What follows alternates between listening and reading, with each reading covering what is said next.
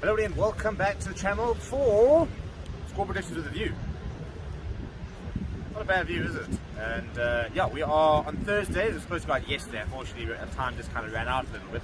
But we have been doing a weekly score prediction video, and we're going to do that now because there is a match tonight, France versus Namibia. We've got Argentina versus Samoa tomorrow, which we're going to be doing at the fan park. I'm going to be going to the fan park to watch it from there, which is going to be very cool. So basically what we're going to be doing is we're going to be running through the fixtures. I'm going to be giving you guys some of my thoughts and some of my score predictions, and we'll revisit the video in a week's time, or rather you can revisit the video in a week's time. I tend not to do it because it's not been particularly good so far. I don't really want to relive the bad predictions. First weekend was pretty good from a fantasy perspective, but dreadful from a SUPERBRU perspective. So let's go through it, shall we? So we start with France versus Namibia. Now the question is just how many tries, how big of a scoreboard are we looking at? New Zealand hammered Namibia very, very easily as well. So you expect a lot of tries tonight, and you expect a lot of points.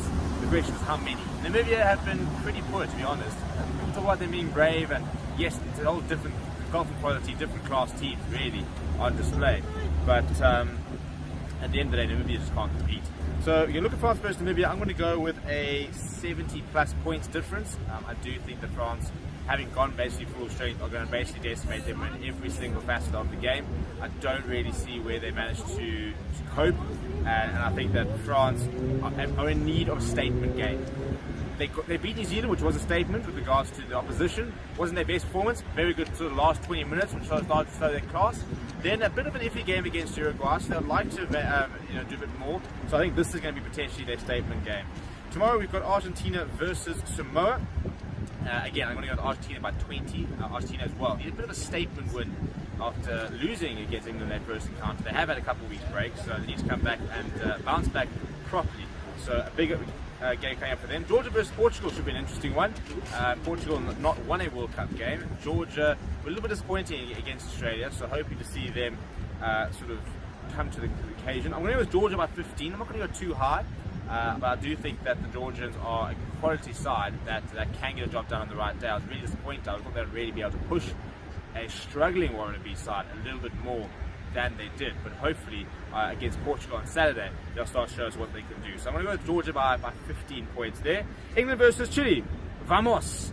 They are a team that are capturing the hearts of everyone here in France. A big travelling support, a lot of passion, a very cool team. And yeah, I'm on the lookout potentially for a jersey as well. I might actually put myself behind Chile. But England are playing well. They played against Japan and Argentina, which are the two hardest teams in their group, and they put them away relatively easily. George Ford's playing some brilliant rugby, and if he continues to show that form, there could be quite a lot of points. So I want to go England by 35 points. I do think Chile will score. I think they're a side that seems to know how to score, and I do think that they will find a way to score this weekend. But I do think that it will be quite a large scoreline. So I'm going to go England by 35. South Africa versus Ireland, very close game. The game of the weekend, arguably the game of the group stages, could even be the game of the World Cup. Very, very close to how I expect to see. I don't see more than 7 to 10 points at a push in terms of the margin. So I'm going to go South Africa. I'm going to back my South Africans. I'm going to go South Africa by 5. On Sunday, we then have Scotland versus Tonga. Scotland making their return to the World Cup stage after a week off. They're taking on a Tongan side, which weren't particularly impressive about a week ago. So I'm going to go with Scotland. I'm going to say Scotland by 15. I think their week off might mean it might take a while for them to get back into the swing of things. But if they can get going, I think they can definitely put 25 to 30 points past this Tongan side. I do expect Tonga to score as well. And I think they're a side that plays test match rugby these days. They'll take the points, they'll try and build, they'll go to the corner. They are very much, I think, a bit more of a test match side than they were traditionally. And then we've got Wales versus Australia as the last game of the weekend. We will actually be at that game. That is over in Lyon on Sunday night. And a big game. Wales potentially, well, currently topping their log. Win that game, not only will be in the quarterfinals, but they would have topped that log, which I'm not sure too many people would have thought about, or would have thought had happened, given all the sort of tumultuous time that Wales have had getting in here. But despite maybe not looking 100%, the results have gone their way. So I'm going to go with the Wales victory. I'm going to go with Wales by 6. I think the Australian side has got some good players, but I think they've really sort of struggled to settle in, and I don't see them pitching up and getting a result on Sunday. So those are my predictions. I want yours in the comments below. I want to know how you guys are doing in the SUPERBRU League. If you haven't joined it, go and join it. It is down in the description. And let's see how close I get, which is usually not very. But those are my predictions from here in Paris. Let me know what yours are. Confidence in the management team with this split. And I think just in general, looking at the Ireland team, I see they've gone with a 5-3 split. So they've made it clear that they're not going to compete at all with South Africa. They're just going to have to stick to what they do. So for us, I think it's just going to be a power game. I don't see the ball going past 12, but yeah, we'll chat more about that. I just think South Africa's made a clear statement. We won up on them. I say the more haters speak about us, the more good we're doing in the sense of our innovation. For many years of rugby, I think South Africa was following the trend, and now we're setting the trend. So that's actually quite exciting. Yeah, and your predictions for the game? How do you see it playing out? So based on the Ireland team running through it with the 5-3 split, I just think if South Africa are somewhat ahead, let's say come 55, 60 minutes in, and we bring on those replacements, I don't see Ireland getting back in the game. So it's going to be critical that the starters, as they would call them, lay that platform. So we don't want Ireland to be ahead at any stage. But if we are, should we be ahead, my prediction is that we'll close the game off with what we have on the bench. Yeah, it's going to be another interesting case scenario of the bomb squad versus who's on the field for Ireland, right? Yeah, Wes. So interestingly enough, the bookies have the books between 1 and 3 points favorites. So we got Ireland, the number one team in the world, haven't lost many in the last 2 years, beaten us last time out with only played them once in the last 5 years. Are Springboks the favorites, or what's your feeling? Yeah, I mean, it's just on a knife edge. I think if you look at form, I think the teams are probably quite evenly matched. I think obviously Ireland haven't lost a game, I think, in 15 games. So it's their longest winning record, I believe. But the Boks building nicely, not having the undefeated record that the Irish do. But I know I'm just waffling because I really don't have an answer in terms of are the Boks the favourites. Me personally, I think no. I think you have, if you're looking at form and history, that's what we're basing favourites on, then I think you have to say Ireland are the favourites just by virtue of the fact that they haven't lost a game in 15 games and they are pretty much full strength, more or less, right? Like if you think about starting selections, we've obviously lost Malcolm Marx, which is a massive blow to the Boks, and there's a few players, who aren't there, but yeah, I don't think Ireland will win, and that's probably my South African bias coming through, though. I do think the Boks will pip them, but I do think in general they should be the favourites going into it, given the form and the players on the field. Chris, just to add on to that quickly, I think Ireland, in my opinion, as they say, they know how to win games. South Africa know how to win World Cup games.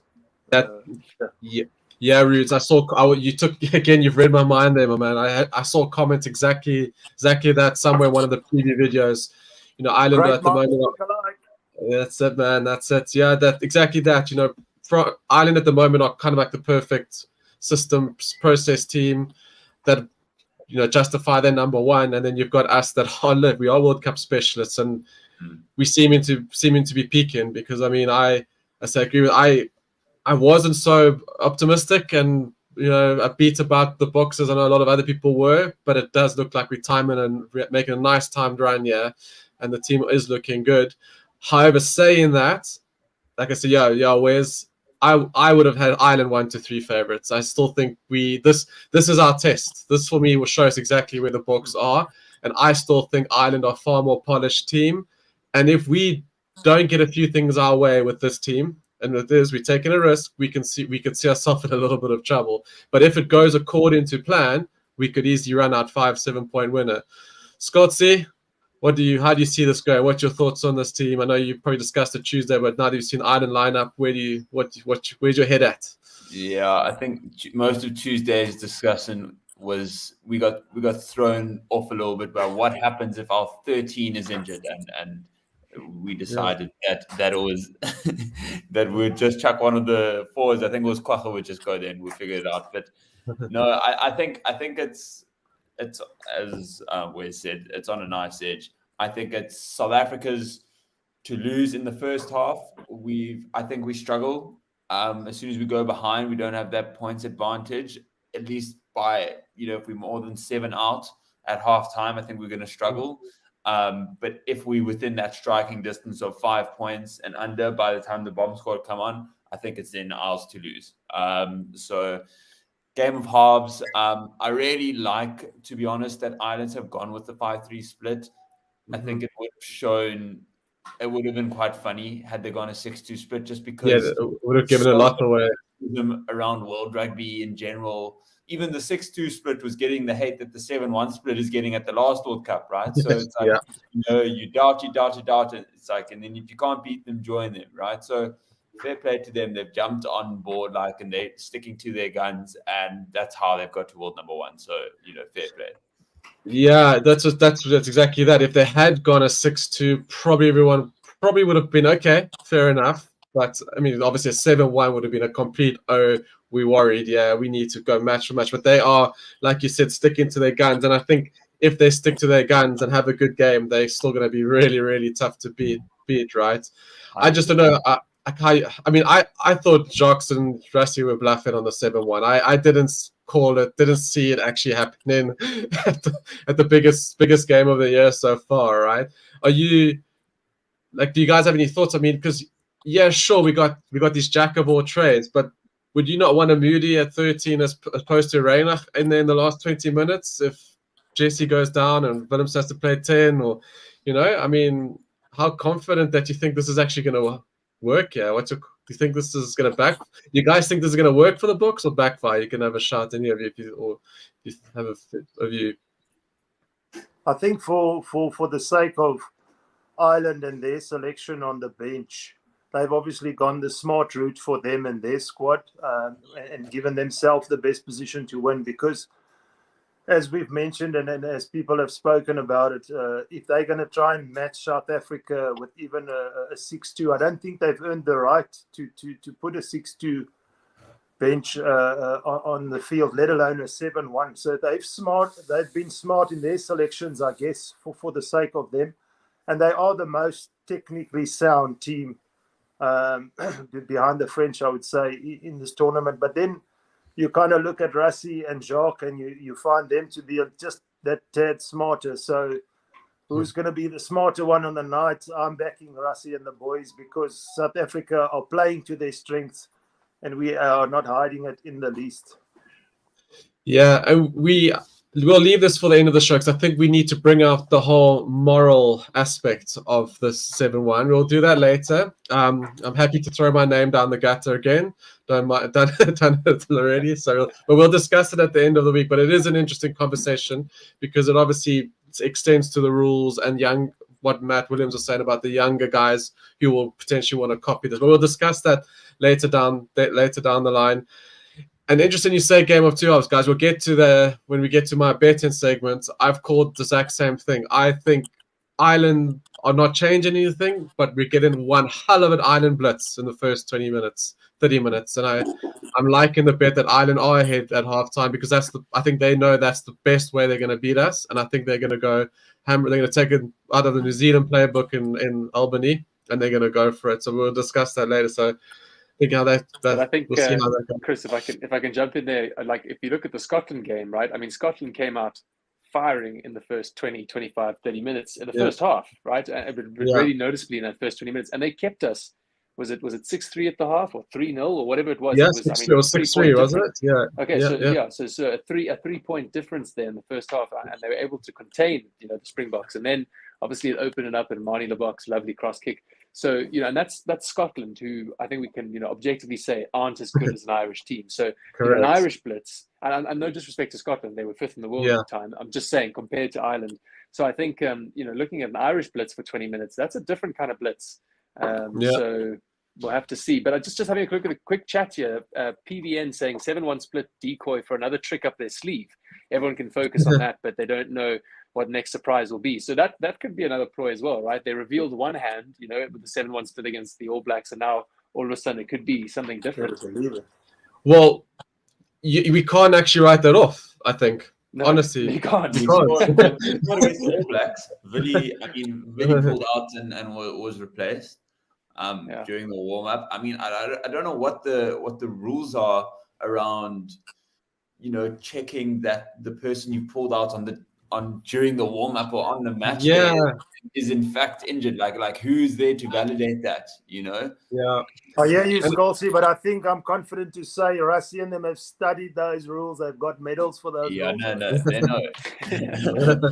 but it's so true, because a lot of players are going down in warm-ups. So Italian Cup 3, I've noticed 3 gone down in warm-ups lately, more than usual. So I think the mind games are very, very at play here, because team selection is important. I mean, everyone's just like, wow, we get it, okay? Springboks bring the team out early because they say they don't like it to be leaked, because eventually it does. But things change, and I mean, obviously, it does feel like it gives the other team an advantage to really study and really try to understand what's going on. But how often does it change? So yeah, I do like the justification that if all these guys know at Monday what they got 7 days, they don't have to be like, am I playing until Thursday, because they're trying to hide it. I think that has actually really, I think it did that, and it seemed like it's worked, right? Because the guys, even the players, have said they love the fact that they know on Monday, the public know, they can just get to work, So yeah, gonna be an interesting game, and like, in a great way, at least it's not fatal, right? At least it's not the end of the road. It'll be lovely. It'll be lovely if we do beat them and get the Scots put a hell of a lot of pressure on them, and then we can see them possibly later in the final, But anyway, yeah, we'll move on to the other games for the weekends. I know I don't know if you guys touched on, we obviously got France, Namibia tonight. France picking a decent side there. I think poor Namibia, New Zealand straight into France. I think that's going to be a bit of a long. I think France have to prove, this is typical France. Beat New Zealand, struggle Uruguay, massive win. I see a massive win for Namibia. Do you guys feel the same way? What's the spread on the Namibia-France game, Chris? It's like 76, high 70s, I believe. Very high. Yeah, it's going to be a long night, I think, for the Namibians. I mean, I think France saw what they left out on the field against Uruguay, not getting Sorry, I apologize. It's 69. I thought it was higher than that, but the All Blacks were 72. That's quite interesting. You would think All Blacks had more changes, but France looked like they're about 70% strong, right? 80% full strength, I would say. Dupont's playing. Yeah. Janabed, wings. Yeah. He's back. It's huge. Yeah. No, I think they saw a huge missed opportunity on the bonus point against Uruguay. I mean, you really don't want to be leaving those out there and leaving up. I mean, I guess the side of the draw dictates South Africa or Ireland for them, so it's not massive, but you still want to end up your group at first. You don't want to be overtaken because of a bonus point system that's working against you. So, long night for Namibia ahead for me. Yeah, no, I agree. I think we all agree with that. I think we could go. Anyone got anything to add onto that game, as we can move on to quite an interesting group, the Samoa, and Samoa and Argentina. Yeah, Argentina. Sorry, thank you very much. Yeah, Argentina. That's going to also be another cracking game. I think there, Chris, I'm really looking forward to see what the Argentines can do, right? I mean, I think we were all quite disappointed, and not just only because, they had an opportunity to rain on England's parade, but it was just more the case of, there's some sort of kinship with the Argentines being in the Championship Rugby, right? Being in the Southern Hemisphere. And I think we were wanting them to do well for a number of reasons. So I do think, I hope that they've had a long, hard look at themselves in the mirror, and they've been working hard on the training ground, and they come out and attempt to make a statement. Now, Samoa is not going to take that lying down, right? Interestingly, actually, Samoa's got the best record against Argentina of any Pacific Island nation. So they've got history on their side. But this is a different Argentine side since they last played. So no, it's going to be a good match to watch.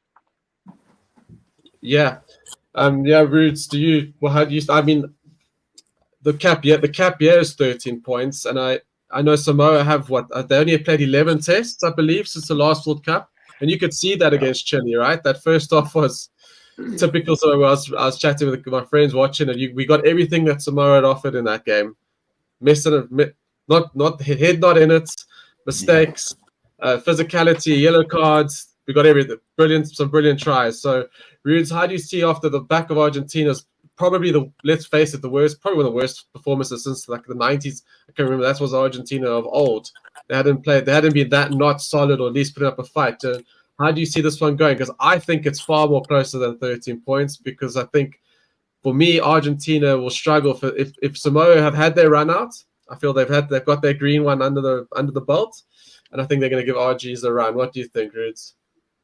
Yeah, Chris, I hear you on the spread there in terms of history, suggesting Argentina will take this one comfortably. If you say 13 points, I think what's interesting about the tier 2 nations, from what I'm seeing, is like they're able to put together maybe 50, 60 minutes of good rugby, and then from then onwards, I think the teams that are playing more often, as you mentioned, are able to put the full 80 minutes together. So that's becoming evident. So I just hope that Samoa catch Argentina at a time where they actually lost to a very average England team, if we can be honest. All those drop goals, something out of the ordinary, if you could say. But England never really offered much on attack, in other words. So for Argentina, they could use that as motivation. They are a very passionate side in terms of using their emotion to gain ascendancy in the game. But I think, if anything, Samoa do have an opportunity in this game, but they're going to have to put together more than 50 minutes. So coming out the blocks firing won't be enough.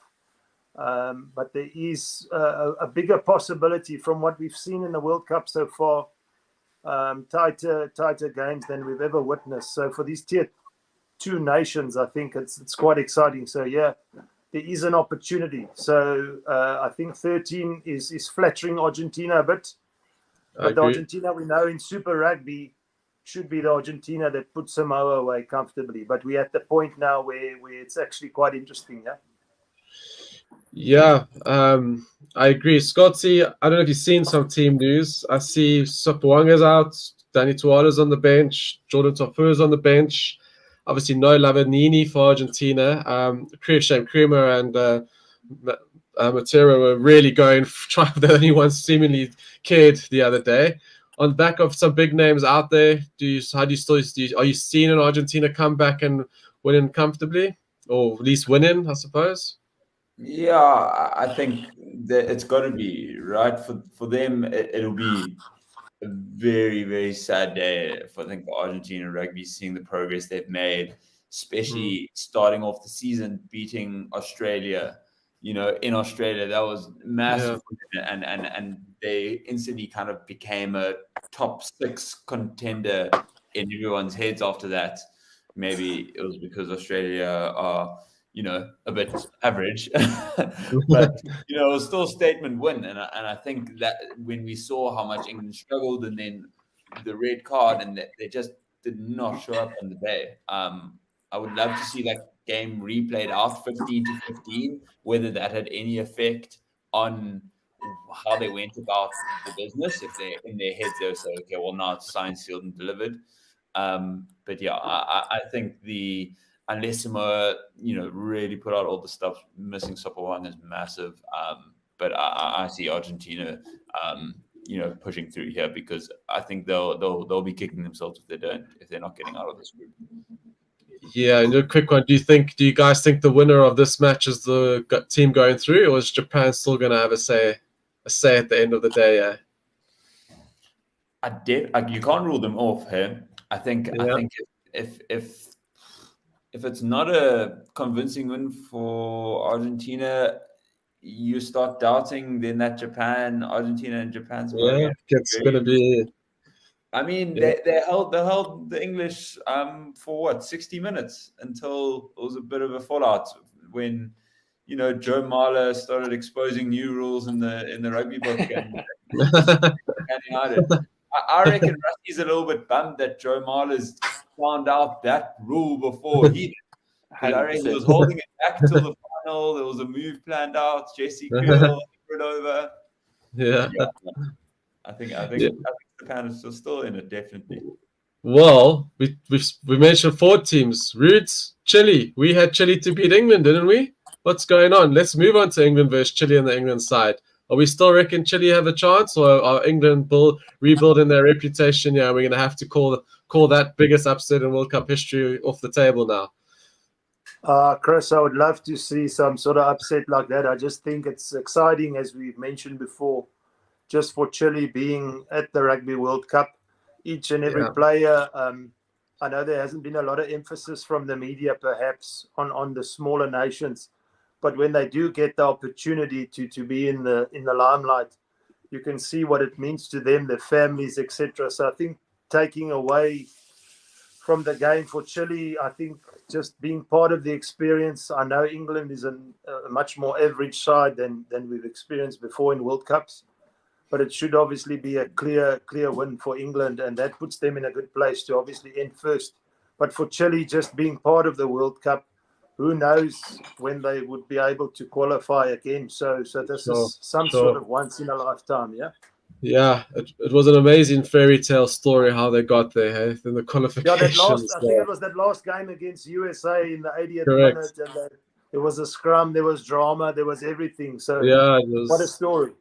Yeah, I mean, obviously it's kind of, you think USA will be a power, so maybe they still will be running into their World Cup, but does feel a bit weird that it's Chile over.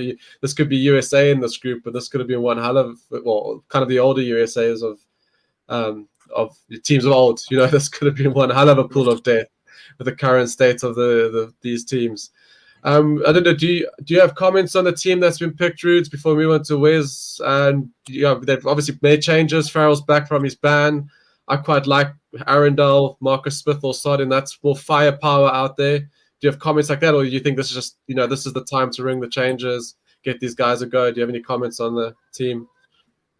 I think it's always probably been, in my opinion, an opportunity for the coach now to get Owen Farrell back into the team. This is not a game where England have to be too concerned, but I think they want to, with all due respect to Chile, go through their functions as a team and set themselves up to also try and be a little bit more attacking. I know when we get to, should they qualify first or second and go through to the knockouts, it's not all about tries. But I think for them, the ability to practice that and get that right would be important, because they also need to have that in their arsenal. But for England, I wouldn't say an easy day at the office, but definitely the guys coming in, if you look at the Farrells and Marcus Smith, maybe Marcus Smith perhaps a third choice fly off at the moment based on Ford's performance. But they wouldn't be the starting guys come knockout time. So it's difficult to judge. I think just for England, confidence in more attacking play would be important for them. Yeah, no, I agree. I think they just need to get the job done and in the way they expect. What are your thoughts here? What are we thinking? Farrell has a good game. Has he played his way back into the starting 15? What does that mean for George, or is he getting himself sent off in the first 25? We'll put some money on it. Yeah, no, no, I definitely think Farrell's just coming back in just to get some rugby under his belt and back into the system. I mean, I personally like the look of the New England side without him. Like, I think just from a culture and an energy and an outlook perspective, they seem to be a different side. They seem to be more positive. It was just, it wasn't the England of old. It wasn't anything great, but I do think it was better than what we were seeing with Farrell. Now, I can't pin all of it on him. I think that's unfair to him.